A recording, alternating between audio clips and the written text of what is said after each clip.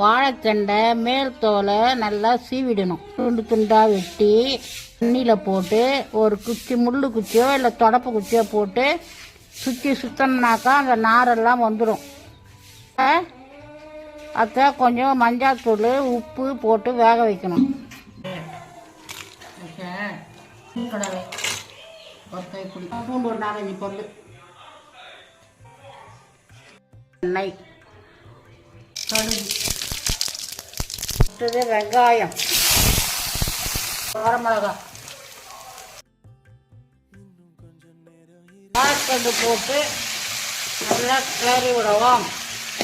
தண்ணி எல்லாம் சுண்டனம்னால இறக்கும்.